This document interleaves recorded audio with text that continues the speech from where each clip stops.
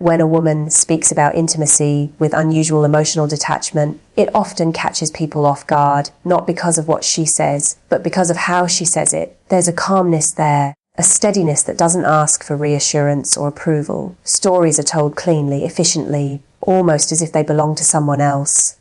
Moments that might once have carried embarrassment, thrill, or vulnerability are described with the same emotional weight as a change of jobs or a move to a new city. And to many listeners, this composure is mistaken for empowerment alone. But psychology asks us to look a little deeper, not to judge, but to understand what repeated intimacy does to the inner landscape of a person. Emotional detachment around intimacy rarely appears overnight. It forms gradually through familiarity. The human nervous system is designed to respond strongly to novelty. First experiences are vivid because they are uncharted, they demand presence. But repetition changes the signal. Over time, what was once charged becomes manageable, then predictable, and eventually neutral. This isn't a flaw, it's adaptation. The mind learns how to regulate itself in environments it knows well. And when intimacy has been frequent, discussed openly, or entered without deep emotional anchoring, it often loses its power to stir the deeper layers of feeling. So when she speaks, there's no tremor in her voice, no pause to gather courage, no sense that the words cost her anything. She can name details without blushing, reflect without romanticizing, and move on without lingering. To some, this sounds like strength, and in one sense, it is. She has learned not to be overwhelmed, but strength and detachment are not the same thing, and confusing them can lead to misunderstanding her inner world. What's often happening beneath the surface is emotional economy. When vulnerability has been spent many times without yielding lasting security, the psyche becomes efficient. It stops investing heavily in moments that have proven transient. Detachment becomes a form of self-regulation, a way to stay composed rather than exposed. This doesn't mean she feels nothing. It means she has learned what feelings are safe to show. Listen closely, and you may notice that the language is observational rather than immersive. She talks about intimacy the way someone talks about travel after years on the road. There's experience, insight, even wisdom, but little awe. The edges have been smoothed. Surprise has been replaced with expectation. This shift matters because emotional bonding relies not just on closeness, but on the willingness to be affected. When someone has learned to remain unaffected, intimacy can occur without attachment ever fully forming. This is why detachment can coexist with openness. She may share freely, even casually, yet still keep her inner life carefully guarded. The paradox confuses people. How can someone reveal so much and still feel distant? The answer lies in repetition. When disclosure no longer equals risk, it no longer equals intimacy either. Words become information rather than invitations. There is also a protective logic at work. Emotional detachment often follows emotional cost. When past connections have ended abruptly, disappointed deeply, or failed to provide safety, the mind draws conclusions. One of the most common is this: closeness does not guarantee care. From there, restraint becomes rational. By speaking without emotion, she maintains control. She decides the terms. She avoids the destabilization that comes from hoping too much. Importantly, this pattern doesn't emerge only from excess. It can also emerge from inconsistency. When intimacy is offered and withdrawn repeatedly, the psyche adapts by numbing itself to the highs and lows. Detachment is not coldness, it's compression. Feelings are folded inward to prevent chaos, and once this becomes habitual, it shapes how intimacy is remembered, described, and entered again. In conversation, this shows up as clarity without softness.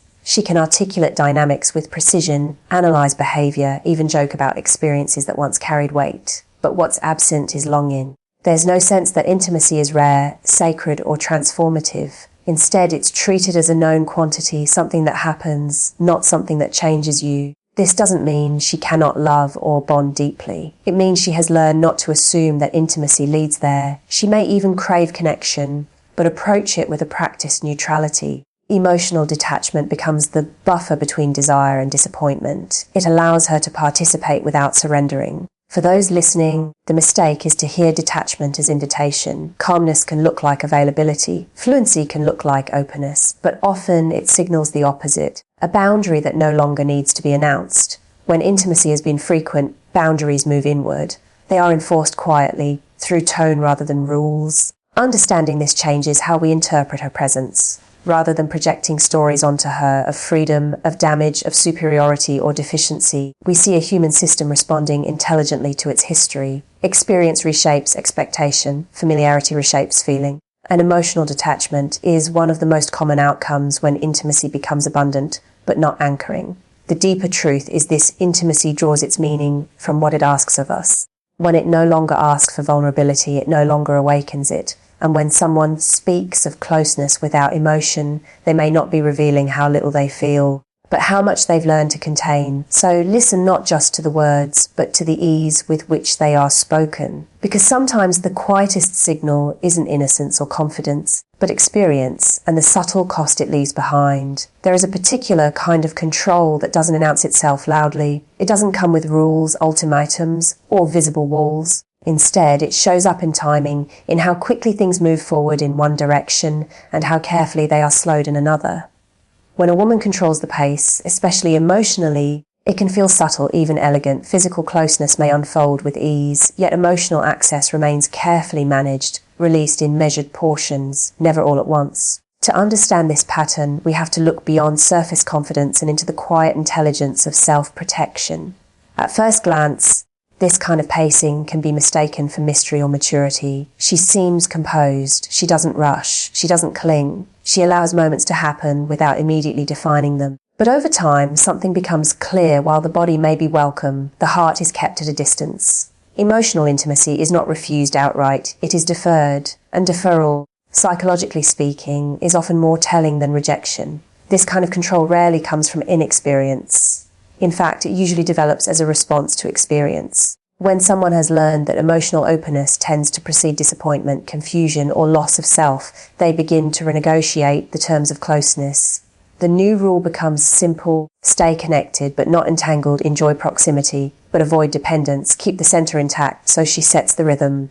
Conversations deepen slowly, if at all. Personal disclosures are thoughtful, but incomplete. You may feel invited into her world, yet never fully inside it. She listens attentively, mirrors emotion skillfully, and responds with insight, but she rarely surrenders the floor. Her inner life is revealed selectively, not spontaneously. This is not manipulation, it is calibration. Emotional pacing is a way of managing risk. When attachment has been formed quickly in the past and later dissolved, the nervous system learns to apply brakes. It remembers the cost of acceleration, so now, even when attraction is present, the system insists on control. What's striking is how often physical and emotional timelines diverge. In traditional narratives, emotional closeness precedes physical intimacy. Here, that order is reversed, or at least rearranged. Physical closeness may feel uncomplicated, even grounding. Emotional closeness, by contrast, is treated as weighty, potentially destabilizing. It is approached with caution, as something that must earn its place. This inversion can confuse those on the other side. It creates a sense of imbalance, closeness without clarity, warmth without anchoring.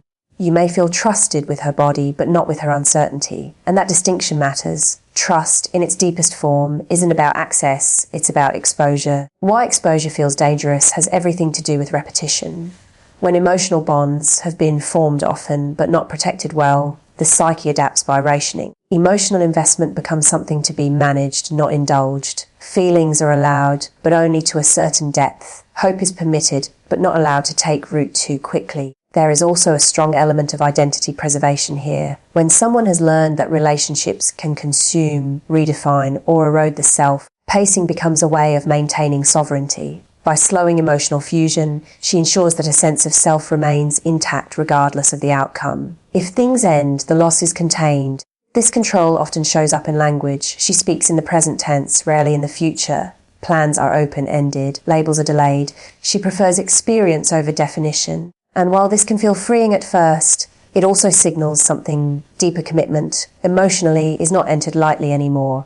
Importantly, this does not mean she lacks depth. In fact, it often means the opposite. She understands exactly how powerful emotional bonding can be. She knows how easily it can override reason, boundaries, and self-respect. And because she knows this, she treats emotional closeness with seriousness rather than sentimentality. What's missing, however, is surrender. Emotional intimacy requires a willingness to be changed by another person. It asks for vulnerability without guarantees. When someone controls the pace too tightly, intimacy can become curated rather than shared. Safe, yes, but also limited. From the outside, This can look like emotional unavailability, but that label misses the nuance. She is not unavailable, she is regulated. She has learned how to stay connected without destabilizing herself. And once this skill is learned, it becomes difficult to unlearn even when safety is genuinely present. The deeper truth is that emotional pacing is not about power over others. It is about power over oneself. It is a strategy born from adaptation, not deficiency. But like all strategies, it has a cost. When emotions are always managed, they are rarely transformed. When closeness is always controlled, it rarely deepens on its own.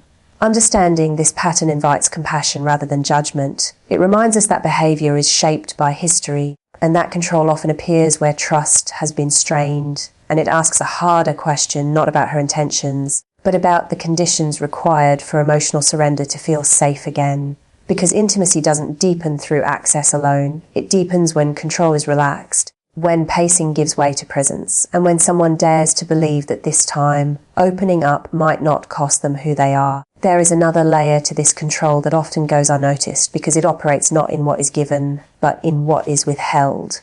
When a woman controls the pace emotionally, she is not merely slowing things down, she is shaping the entire architecture of the connection.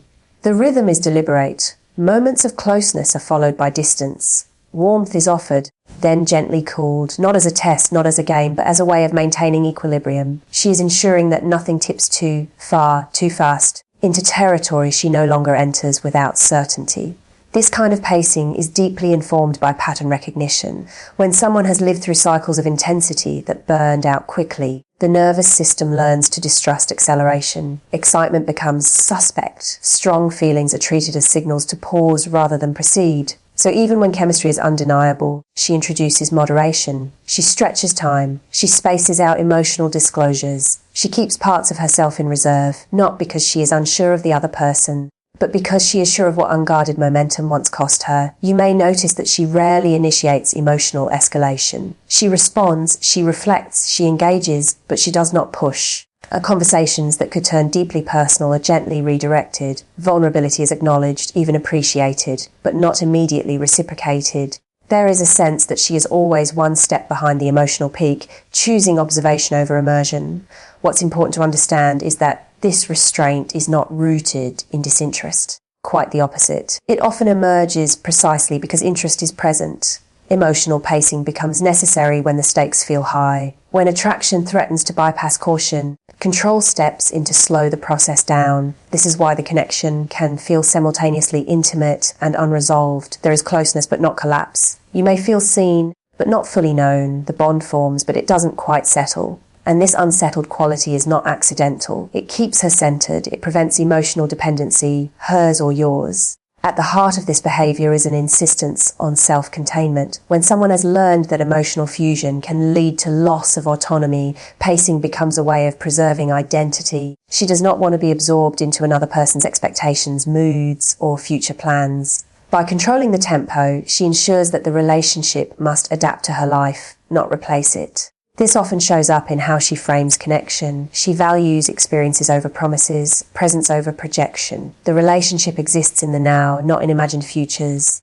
This allows her to enjoy closeness without binding it to long-term vulnerability. Hope is kept flexible, attachment is kept light, but there is also a cost to this strategy, and it is a quiet one. When emotional access is consistently moderated, the relationship may never reach a depth that challenges old beliefs. Safety is maintained, but transformation is postponed. Control prevents collapse, but it also prevents surrender. What makes this dynamic particularly complex is that it can feel ethical, even wise. After all, pacing oneself emotionally is often advised as healthy behavior, and in moderation it is. The difference here lies in rigidity.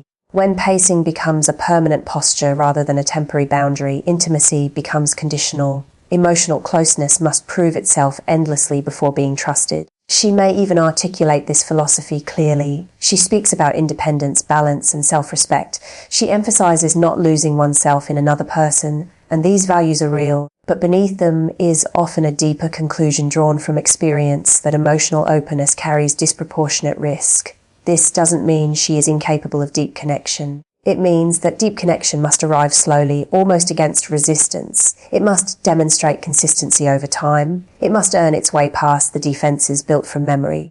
For the person on the other side, the challenge is subtle. You may feel drawn in by her composure, her clarity, her self-possession. But you may also sense that no matter how present you are, something remains just out of reach. The relationship advances but never quite arrives. Understanding this pattern requires moving beyond blame. This is not about manipulation or avoidance. It is about adaptation. Emotional control is often the residue of emotional exposure without protection. It is what remains when someone has learned the hard way that not every bond is safe to enter fully. The deeper invitation here is not to push past her pacing, nor to demand more access, but to recognize what pacing reveals. It tells a story of someone who has learned to survive intimacy by managing it. Someone who values connection, but fears the cost of losing herself within it. And the truth is this intimacy cannot be rushed, but it also cannot be negotiated endlessly. At some point, control must soften into trust, or the relationship remains a careful construction rather than a lived experience. Because real closeness doesn't emerge from perfect timing, it emerges when someone finally decides that the risk of opening is worth more than the safety of staying in control. When a woman speaks about her past relationships as lessons rather than losses, it reveals something precise about how she has learned to survive emotionally. The language is clean, reflective, almost instructional. Each relationship becomes a chapter with a takeaway, each ending a form of education. What's striking is not the insight itself, but the emotional distance embedded in the framing. There is rarely grief in the telling, no lingering sense of ache, no visible mourning for what might have been. Instead, there is coherence. Meaning has been extracted, neatly organized and filed away. This way of speaking doesn't arise because the relationships were insignificant. It arises because they mattered enough to require interpretation. When attachment has been formed repeatedly and endings have followed with predictable regularity, the psyche adapts by intellectualizing the experience. Pain is converted into narrative. Loss is translated into growth. This is not dishonesty. It is a form of self-preservation. To frame a relationship as a lesson is to regain control over its ending. Loss implies something was taken. A lesson implies something was gained. And when endings have accumulated, reclaiming agency becomes essential. She is not denying that it hurt. She is refusing to let the hurt define her. So she speaks with clarity instead of longing, insight instead of sorrow. Listen closely and you'll hear a particular rhythm. She doesn't dwell on what was shared, but on what was learned. She talks about boundaries, red flags, communication styles, timing. The emotional content is distilled into principle. Love becomes data. Connection becomes curriculum. This cognitive shift allows her to move forward without carrying unresolved weight. But there is a subtle consequence to this framing. When loss is never fully acknowledged as loss, grief has no place to land. Mourning is shortened or bypassed. Instead of sitting with the ache of something irreplaceable ending, the mind rushes to make sense of it. Understanding becomes a substitute for feeling. This doesn't mean she hasn't felt deeply. Often it means she has felt too deeply, too often without sufficient protection. When heartbreak repeats, the psyche learns efficiency. It cannot afford to fall apart every time, so it develops a language that keeps emotions manageable. Lessons are easier to carry than losses. There is also dignity in this approach.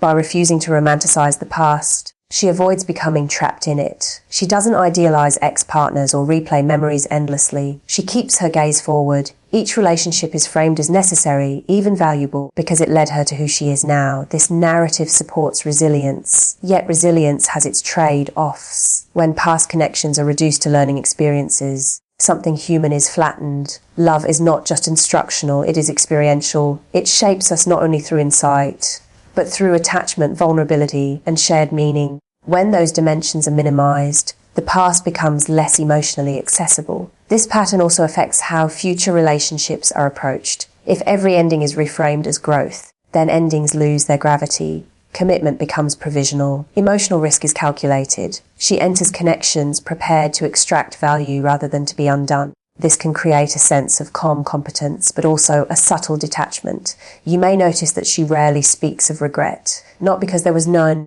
but because regret implies a self that might have chosen differently. By framing relationships as lessons, she affirms that each choice was necessary at the time. This preserves self-trust. It allows her to move forward without self-reproach, but it also means that loss is never allowed to be meaningless. Everything must justify itself. Every heartbreak must have a purpose. And while meaning is healing, it can also be a defense. Some losses do not resolve into wisdom. Some endings simply hurt. When those are immediately converted into lessons, the emotional processing remains incomplete. This doesn't make her cold or cynical. It makes her adaptive. She has learned how to carry the past without being crushed by it. But it also suggests that intimacy has become something to manage rather than surrender to. If every relationship is a chapter that ends in insight, then no relationship is allowed to be final in the heart. What's often missing in this framing is vulnerability toward the past, not nostalgia, but tenderness. Acknowledging that something mattered enough to grieve does not weaken us, it humanizes us. When that tenderness is absent, it signals that the cost of feeling fully may have become too high. And yet, there is also wisdom here worth honoring. To extract meaning from experience is a sign of maturity. To refuse to define oneself by heartbreak is strength. The issue is not the presence of lessons, but the absence of loss. When loss is never spoken of, it is never shared. And when it is never shared, intimacy remains partial. Understanding this pattern invites a different kind of listening. Not to correct her language or challenge her narrative, but to hear what it protects. Behind every lesson is a moment that once felt uncertain, exposed, or painful. The lesson is the scar tissue, not the wound itself. The deeper truth is that love changes us, whether we analyze it or not. And when someone speaks of past relationships without sorrow, it doesn't mean they were unaffected. It means they learned how to survive affection by turning it into meaning. And at some point, real closeness asks us to risk feeling more than we can neatly explain. There is a particular sharpness to someone who has seen the same patterns repeat often enough to recognize them before they fully unfold. When a woman is highly perceptive but rarely surprised, it's not because she lacks imagination or hope. It's because experience has trained her attention. She notices the pauses in conversation, the shifts in tone, the timing interest. She reads subtext fluently. What others feel later, she senses early. And while this perceptiveness can look like intuition, it is more accurately described as pattern memory. Surprise depends on novelty. It requires the belief that something unexpected might happen. But when behaviours, dynamics, and emotional arcs begin to resemble one another, novelty fades. Attraction no longer arrives with wonder, it arrives with recognition. She doesn't ask, what could this become? So much as, which version of the familiar is this? The excitement is quieter, the anticipation restrained. This doesn't mean she's unimpressed, it means she's informed. She has learned how desire announces itself, how effort rises and falls. How consistency often peaks early. She recognizes the rhythm of attention, the early signals of withdrawal, the subtle tells of someone positioning themselves for less rather than more. And because she recognizes them, she is rarely caught off guard. What's often misunderstood is that this perceptiveness is not cynical. It is observational. When you've watched the same emotional sequence play out enough times, your nervous system stops reacting as if it's new. You no longer lean forward in disbelief. You lean back in assessment. Surprise is replaced by confirmation. In conversation, this shows up as composure. Compliments don't fluster her. Interest doesn't inflate her expectations. Promises don't carry the same weight they once did. She listens, she engages, but she is already scanning for congruence between words and behaviour. Her attention is wide, not narrow. She notices what is done as much as what is said. This kind of perceptiveness often comes from exposure rather than depth. When attraction has been plentiful but inconsistent, the mind adapts by becoming discerning. It learns not to attach too quickly to possibility. Hope becomes conditional. Enthusiasm is filtered through precedent. As a result, she is rarely swept up in the early stages of connection. The excitement others feel, the sense of discovery, the thrill of unpredictability lands differently for her. She may enjoy it, but she doesn't lose herself in it. She knows how quickly intensity can dissolve. She has seen the art before. What's lost in this process is not intelligence, but innocence. Surprise requires a willingness to be wrong about people. Perceptiveness reduces that willingness. When you've learned to anticipate outcomes accurately, you stop allowing yourself to be amazed. You become difficult to impress, not because your standards are inflated, but because your expectations are calibrated. There is also a subtle emotional consequence here. When surprise disappears, so does awe, and awe is one of the quiet engines of bonding. It's the feeling that something unexpected has entered your life and altered its trajectory. Without it, Connection can feel competent but flat, safe but unsurprising. She may still enjoy intimacy, still value companionship, still desire closeness, but the emotional highs are tempered. She no longer imagines that a single person will radically change her understanding of relationships. She assumes continuity, not disruption. This perceptiveness also creates emotional distance. When you anticipate outcomes, you don't fully inhabit the moment. Part of your attention is always ahead evaluating. This makes disappointment less likely, but it also makes immersion rarer. You protect yourself from shock, but you also protect yourself from wonder. From the outside, this can look like emotional coolness, but inside, it's often a form of fatigue. Surprise requires energy. It asks the psyche to open fully without armor. When past openness has not been rewarded with stability, the system conserves energy by staying alert rather than open. She may even articulate this as realism. She doesn't believe in fairy tales. She trusts patterns over promises. She values consistency over chemistry. These are not flaws, they are adaptations. But adaptations shape emotional range. When you stop expecting to be surprised, you stop being available for transformation. And yet, there is something quietly impressive here. Her perceptiveness protects her from illusion. She sees people as they are, not as she wishes them to be. She doesn't project futures prematurely. She doesn't confuse intensity with intention. This clarity is earned. The question is not whether this perceptiveness is justified. It often is. The question is what it costs. When nothing surprises you, nothing destabilizes you, but nothing quite moves you either. You remain intact, but unchanged. Deep connection requires a certain suspension of foresight. It asks us to believe that this time might be different, even when evidence suggests otherwise. It asks us to risk being surprised again, not because we are naive, but because we are willing. When someone is highly perceptive and rarely surprised, it tells a story of a mind that has learned to protect itself through awareness. It is intelligence shaped by repetition. But intimacy, in its truest form, does not emerge from perfect perception.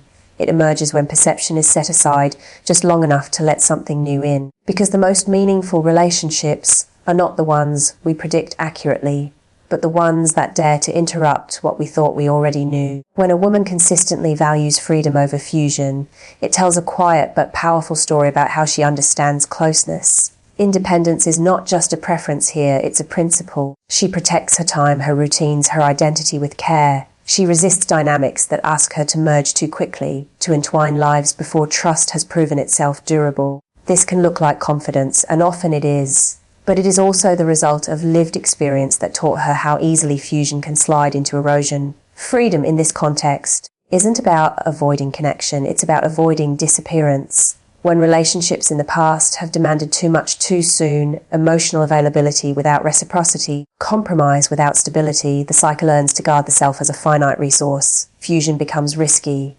Independence becomes safety. So she structures closeness in a way that preserves autonomy. She keeps her own world intact. She doesn't rush to integrate schedules, social circles, or futures. She prefers parallel lives that touch rather than intertwine. The relationship exists alongside her life, not at its center, and this arrangement feels balanced to her, even if it feels distant to someone else. This orientation often develops when intimacy has been abundant but not anchoring, when closeness has arrived without commitment, or commitment without care. The lesson learned is subtle, but enduring proximity does not guarantee protection. From there, self-reliance becomes the most reliable constant. Freedom isn't rebellion, it's insurance. You may notice how carefully she manages expectations. She avoids language that implies permanence. She speaks about enjoyment rather than destiny, connection rather than union. She values choice over obligation. This keeps the relationship light, flexible, and, most importantly, reversible. If it ends, her life remains coherent. What's compelling is that she doesn't reject intimacy outright. She enjoys closeness. She can be warm, attentive, even deeply present, but she resists anything that asks her to collapse her boundaries. Emotional fusion, where two identities blur into one, is treated with caution. She has learned that intensity can feel like love while quietly undermining selfhood. This perspective is often framed as empowerment, and in many ways it is.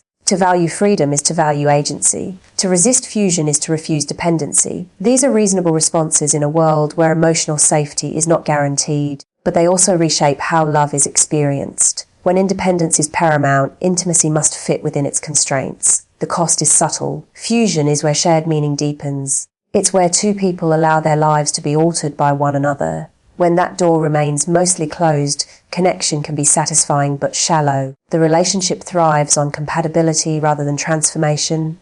Comfortable, yes, but limited. She may articulate this clearly. She values space. She believes love should not require sacrifice of self. She wants a partner, not a project. These beliefs are not wrong, but they often carry an unspoken corollary. Closeness is welcome only if it does not threaten autonomy. And that condition changes the nature of bonding. From the other side, this can feel like a glass wall. You can see her, spend time with her, share moments, but there's a sense that you are not meant to become central. The relationship has a ceiling. It will not consume her, define her, or rearrange her priorities, and that ceiling exists by design. Understanding this pattern requires compassion. Valuing freedom over fusion is rarely about selfishness, it's about survival. When someone has learned that merging lives can lead to loss of self, of direction, of emotional equilibrium, they learn to love without merging. They learn to keep one foot outside the circle. Yet intimacy at its deepest asks for a different courage. It asks for the willingness to be shaped,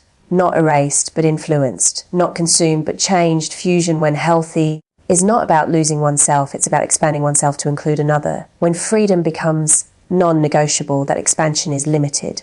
The self remains intact but untouched, safe but unchanged. And while this protects against certain pains, it also protects against certain joys. The truth is that valuing freedom is not the opposite of valuing love. But when freedom is prioritized above all else, love must remain conditional. It can be present but not binding, meaningful but not consuming. And over time, this creates a pattern of connection that feels controlled rather than surrendered. This does not make her incapable of deep commitment. It means commitment must arrive slowly, carefully, and on terms that preserve autonomy. It must prove that fusion will not become captivity, that closeness will not become erasure.